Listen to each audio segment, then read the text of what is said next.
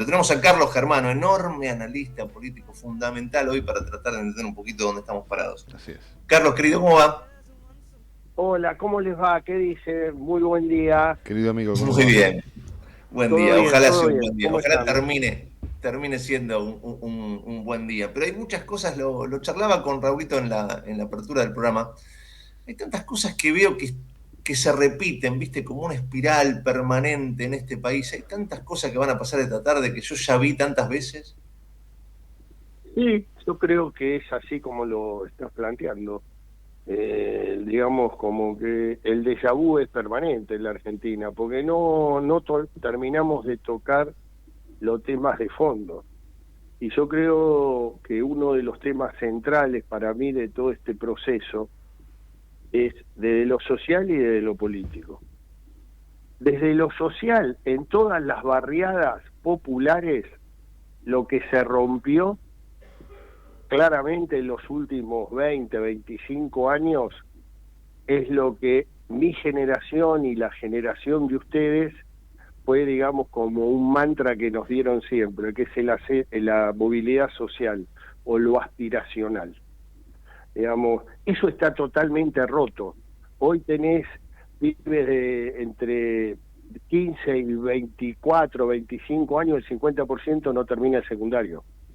Digamos, todos defendemos la escuela pública, pero todos los que pudimos mandamos a nuestros pibes a la Qué escuela buen dato privada. ese, Carlos, me lo repetís porque no lo tenía, me acabas de parar los pelos del brazo.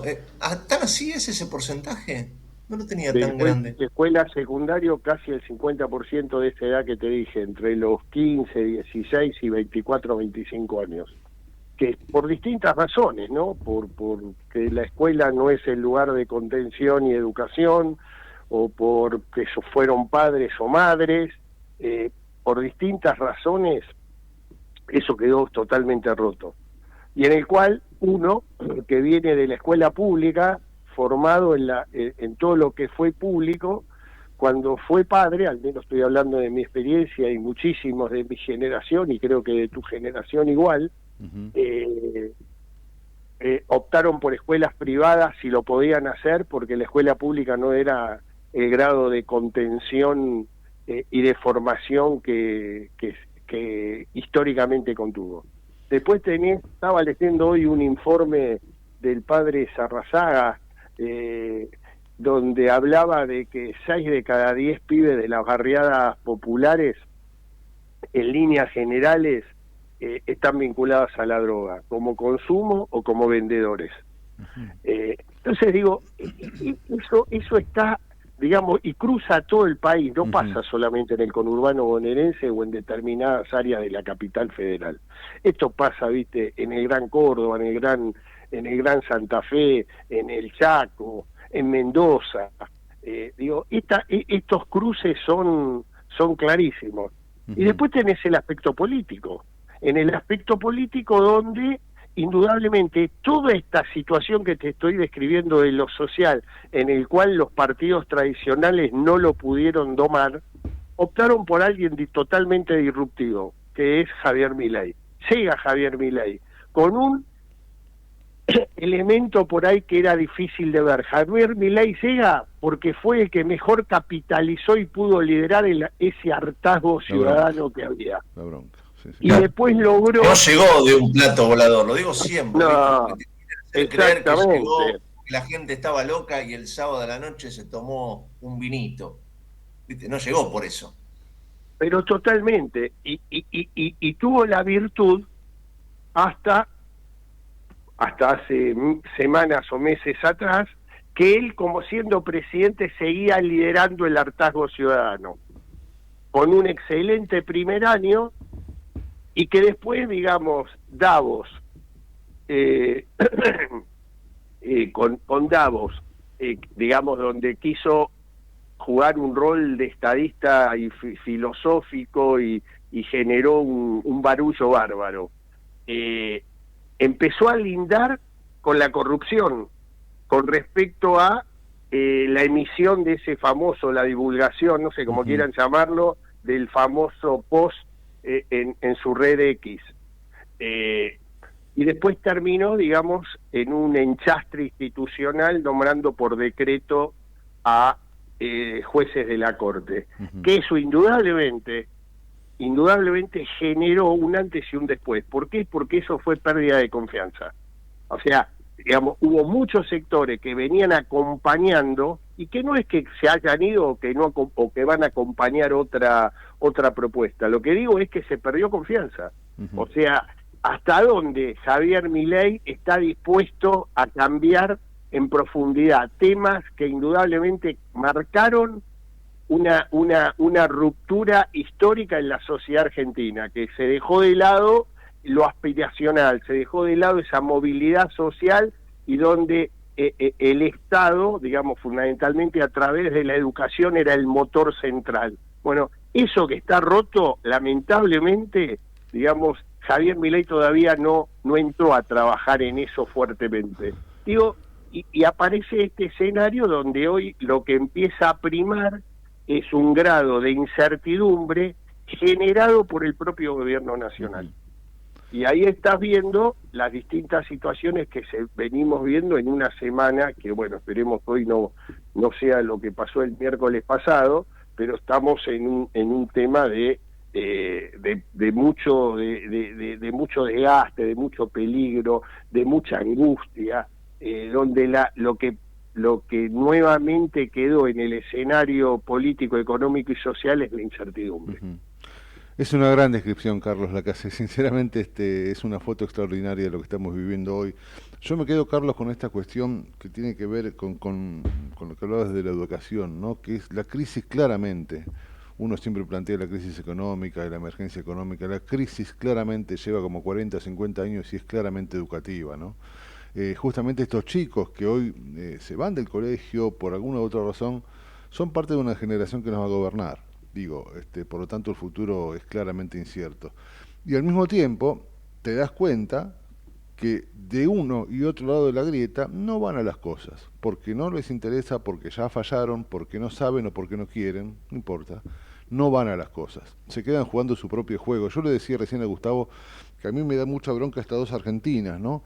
Que son dos Argentinas que convierten estas dos en una Argentina mentirosa, porque digo, unos no defienden nada, juegan para sí mismos. Yo no creo que ni el 10% vaya, salvo los jubilados, el 10% que no es jubilado que hoy acude a la marcha les interesa a los jubilados. Y del otro lado está claro que no les gusta mucho la protesta. Si no pensás como ellos, no les gusta ni siquiera convivir con vos. Pero de los problemas, nada. De la educación, nada, ¿no? Digo, y ahí es donde uno se pone a pensar qué sentido tiene todo esto, ¿no? Sí, pero que es así, Raúl. O sea, lamentablemente entramos en un escenario donde nadie se hace cargo de nada, donde todos, digamos, están tratando de lograr cuáles son sus objetivos personales de mejor posicionamiento. Fíjate, ayer leía el lanzamiento de Leandro Santoro como la nueva esperanza blanca del progresismo y del peronismo en la ciudad de Buenos Aires, en el cual plantea que no se va a llamar peronismo, un dato, no es un dato menor, claro. Y en el cual está planteando que quiere hacer porteñismo, o sea, emular al cordobesismo. O sea, esto empiezan a haber definiciones claras. Un partido histórico que dominó la capital federal hasta entrado el siglo XXI, que fue la Unión Cívica Radical, en la capital federal, tanto Jacobiti como Martín Lustó dejaron a un partido que hoy es prácticamente marginal en la ciudad de Buenos Aires. Sigo. PJ Nacional, Cristina Fernández de Kirchner, en el cual plantea, yo no tengo nada que ver del 2019 al 2023, ese no fue mi gobierno, a partir de ahí sigamos para adelante. Vos escuchás todo eso, la sociedad mira todo eso, dice, ¿de qué estamos hablando? O sea, ¿a dónde nos paramos? Porque por otro lado, viste, por suerte, hay una inserción muy fuerte de vivir en democracia, y que las soluciones lo tiene que dar la democracia. Sí, cuando vos ves todo eso, pero no tenés respuestas claras, de, digamos, las instituciones centrales en la política argentina, según la Constitución, que son los partidos políticos. Partidos políticos totalmente achicados, partidos políticos, digamos, con una miopía absoluta, defendiendo lo chiquitito, y bueno, y mientras tanto hay una sociedad que mira absorta, y te vuelvo a repetir, con datos que son de mucha preocupación, porque... Ahora, Carlos, esto... uno piensa todo esto, y por supuesto a nosotros no nos engañan, ¿no? Somos grandes, hemos vivido, la vivimos todas. A los chicos y a las chicas, quizás lamentablemente por esto que señalás, no son muchos los que egresan del secundario, y el secundario es bastante malo, porque realmente el nivel académico hasta de muchos profesores, docentes en la primaria lo mismo, es malo. Entonces, bueno, quizás lo podés convencer y contarles un mundo distinto al real. Pero a nosotros no, nosotros la vivimos, Carlos, ya sabemos la jugada del tablero de ajedrez, ya la vemos venir. Sí, totalmente, y nada cambia. Es gatopardismo absoluto. Lamentablemente es esto, ¿viste? O sea, es muy difícil generar, digamos, confianza. Yo te vuelvo a repetir, yo creo que Milei había logrado llegar como llegó, y el primer año, digamos, uno analizaba de cómo llegó y lo que logró en el primer año, y uno dice, la verdad, que aprobó con creces ese primer año. Pero a partir de enero no paró de derrapar. Mordió la curva, como él dice, yo en las curvas acelero, pero se fue permanentemente de la ruta. O sea, desde que fue a Davos a hacer un planteo, te diría, estrafalario, a partir de ahí no paró de equivocarse. Y vos crees, por supuesto no tenés la bola mágica, Carlito, pero digo, ¿vos crees que en base a esto que señalás, la democracia está en peligro? No, no está en peligro la democracia. Por eso digo, la democracia no está en peligro. Lo que realmente empieza a ver es que cuáles son las alternativas de un gobierno que por ahí se está equivocando, y equivocando mucho. O sea que no es solo la economía es muy importante, y eso le permite hoy ser muy competitivo, al menos en todos los escenarios preelectorales, muy competitivo para octubre de este año. Porque no hay alternativas sólidas y alternativas que permiten prever futuro. En general las alternativas silencian el futuro, no abren futuro. Este me parece que es el dato en el cual estamos viviendo. Hoy creo que si hay elecciones en las próximas semanas, el gobierno nacional es casi seguro que gana la elección. Sí. Eso no tengo duda. Es verdad. Y no, para nada pongo en contexto la democracia. Yo creo que la sociedad argentina con creces quiere vivir en democracia. Ahora, Carlos, me quiero meter ahí porque me parece muy interesante. Vos hablabas del primer año contra este inicio del segundo año, donde claramente el primer año el quehacer era absolutamente económico, ¿no? Y sabemos que este gobierno, si se quiere, por decirlo rápidamente, tiene cierta experiencia en el manejo económico y planteó lo que iba a hacer, en definitiva lo está haciendo, y hay que decirlo, la inflación ha bajado y hay muchas cuestiones que están un poquito mejor. Ahora, claramente cuando les toca jugar a la política no saben hacerlo, digo, y en ese sentido capaz que tienen la soberbia de rechazar inclusive a los propios, porque hay una suerte de danza entre la Libertad Avanza y el PRO que no termina por bailar, ¿viste?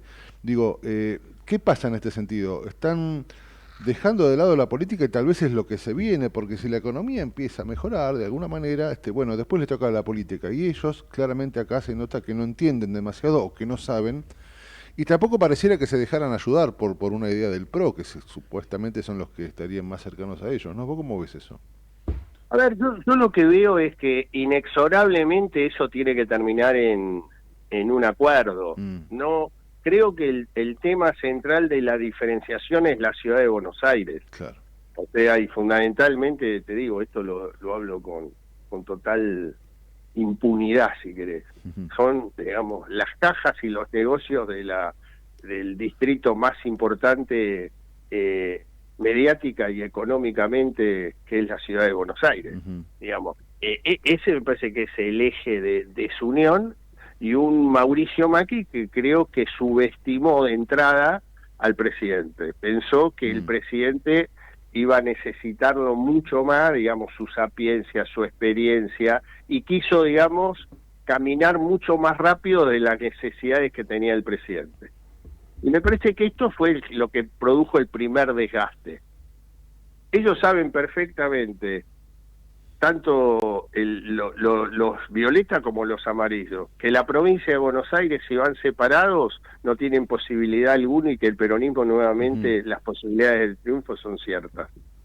Y en la ciudad de Buenos Aires, cuando sea la elección nacional, saben perfectamente que si van divididos también pueden, digamos, generar algún tipo de tropiezo político importante. ¿Por qué? Y porque hoy el peronismo en la ciudad de Buenos Aires, siendo un partido minoritario en la ciudad, sigue manteniendo en unidad, digamos, un caudal de voto histórico. El justicialismo en la ciudad de Buenos Aires siempre estuvo entre los 24 y 26, 27, 28 puntos. Eso en unidad hoy lo tiene. En tercios, te diría que es una elección muy pareja, donde puede ganar uno u otro. Acá el problema grave hoy lo tiene el PRO, porque en el PRO hay una escisión de uno de los fundadores del PRO, 8 años jefe de gobierno, 8 años jefe de gabinete en la ciudad de Buenos Aires, que dijo: yo no tengo nada que ver con los Macri.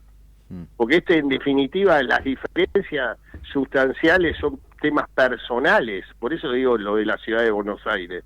Y en ese escenario está el PRO en la capital federal en esta elección de mayo que adelantó el jefe de gobierno Jorge Macri. Y ahora al meterse la reta le hace un pequeño ruido al PRO también, ¿no? Exactamente, no sé cómo, digamos, yo creo que es un gran necesita ruido. Una figura ahora, Y sí, pero no solamente una figura, porque yo te diría que en una elección de tercios, Raúl, estás hablando que hoy por ahí con 27, 28 puntos podés resultar ganar la elección, digo, o sea, y por ahí el segundo saca 26 o el primero saca 30, digo, hoy te digo, todos los sondeos, yo vi varios sondeos, algunos gana el PRO, en algunos gana la Libertad Avanza, en algunos gana el peronismo, digamos, con una figura, digamos, de los tres partidos, hoy el que mejor consolidado está es el peronismo, porque tiene una figura que hoy es la esperanza blanca, que es Leandro Santoro.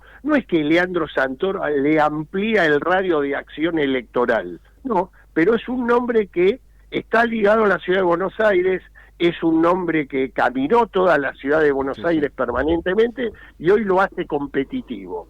Sin el sello del PJ, hasta inteligentemente están buscando de qué manera se va a llamar ese frente electoral. Y un PRO, digamos, que hoy lo que ofrece a la ciudadanía es ruptura, porque, digamos, la figura de Rodríguez Larreta, que no sé si que puede llegar a ser súper competitivo, no lo creo, pero sí creo que en una elección de tercios, una escisión en alguno de los tres frentes electorales queda disminuido. Y hoy es lo que le está pasando al PRO en la ciudad de Buenos Aires.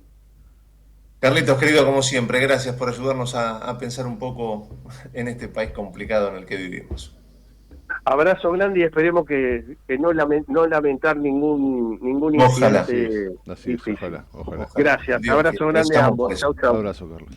Carlos Germano, enorme analista político, pensando juntos, yo insisto, en un día complicado. Sí. Sin lugar a dudas, el objetivo final es esta última frase de Carlos. Ojalá no terminemos el día con lo que muchos buscan. Tal cual. Que haya heridos o cosas peores. Ojalá. No nos merecemos como sociedad que eso ocurra. Ojalá. No nos merecemos.